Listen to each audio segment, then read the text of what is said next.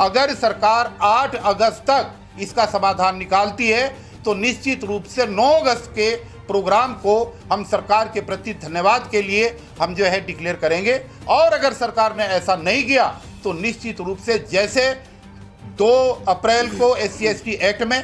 देश आंदोलित हुआ था और जैसे संत शिरोमणि गुरु रविदास मंदिर के लिए पूरा समाज सड़कों पर उतरा था, ये आंदोलन देशव्यापी आंदोलन बनेगा और ये उन दोनों आंदोलनों से भी बहुत बड़ा बनेगा, क्योंकि इस देश के अंदर करोड़ों श्रद्धालु और बौद्ध धर्मावलंबियों की आस्था इसके साथ जुड़ी हुई है। जहां जहां भी हम भारतीय जनता पार्टी के नेताओं के पास गए हैं, उन्होंने एक दलील दी है। ये दलील आपको जानना बहुत ज़रूरी है, देश के लोगों को जानना बहुत ज़रूरी है। उन्होंने हमें जहां भी गए एक बात कही कि अगर आपका कोई पुराना घर है और पुराने घर को आप तोड़ करके नया घर बना रहे हैं और आपके किसी पूर्वज की फोटो वहाँ पर लगी है, प्रतिमा लगी है, तो आप भी उस प्रतिमा को उस जगह से हटा करके दूसरी जगह पे करेंगे। ये उन्होंने लॉजिक बना रखा है और ये भारतीय जनता पार्टी की केंद्र की सरकार और जितने भी उनके नेता हैं, सब जगह हमारे इस सवाल का यही जवाब उन्होंने एक रट रखा है। हमने उनको कहा है और आज प्रेस के माध्यम से भी हम उनको ये बताना चाहते हैं कि पिछले 50 वर्षों से भारतीय जनता पार्टी और RSS एक रट लगाए हुए है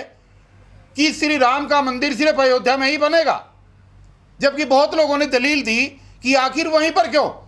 तो जैसे उन्होंने राम मंदिर की वहीं लगवाने की और वहीं बनाने की जिद की थी, उसी तरीके की हमारी जिद नहीं है, बल्कि आस्था है, श्रद्धा है कि बाबा साहब की प्रतिमा जो संघर्ष के बाद लगी थी और हजारों माताओं ने जेल के अंदर जन्म दिया अपने बच्चों को और लाखों लोग जेल भरो आंदोलन में जेल गए, तो इतने संघर्ष के बाद जो ये प्रतिमा लगी थी, तो जो लोग इस लॉजिक को लेकर के चल रहे हैं पुराने घर और नए घर को, हम उनको बताना चाहते हैं कि अगर जिद आप कर सकते हो कि मंदिर वहीं बनाएंगे पर तारीख नहीं बताएंगे, 50 साल निकाल दिया आपने, इसलिए हम भी और ये समाज आज इस बात की घोषणा करता है कि चाहे कुछ भी हो जाए और ये कितना भी लंबा आंदोलन हो, हर सूरत में बाबा साहब की प्रतिमा वहीं पर लगेगी जहां पर संसद परिसर के प्रांगण में प्राचीन मूल स्थान उसका था। और जहां तक 9 तारीख की बात है, आगे करने की बात है, ये निर्णय हमारी कमेटी लेगी आगे अगर इस आंदोलन की क्या रूपरेखा रहेगी। और हम तो सरकार से निवेदन करने के लिए उनके पास गए हैं कि वो ये ना कहें कि हमें बताया नहीं था। हम आज भी सरकार से हाथ जोड़ करके निवेदन कर रहे हैं कि आप 8 अगस्त तक इसका समाधान ढूंढने की कोशिश करें। आदरणीय गृह मंत्री, आदरणीय प्रधानमंत्री, देश के बाकी मंत्री, ये सरकार इसका हल निकालने की कोशिश करें। हम सब लोग कोई पेशेवर जो है धरना देने वाले, प्रदर्शन करने वाले लोग नहीं हैं। अगर सरकार 8 अगस्त तक इसका समाधान निकालती है तो निश्चित रूप से 9 अगस्त के प्रोग्राम को हम सरकार के प्रति धन्यवाद के लिए हम जो है डिक्लेयर करेंगे। और अगर सरकार ने ऐसा नहीं किया तो निश्चित रूप से जैसे 2 अप्रैल को SC/ST एक्ट में देश आंदोलित हुआ था और जैसे संत शिरोमणि गुरु रविदास मंदिर के लिए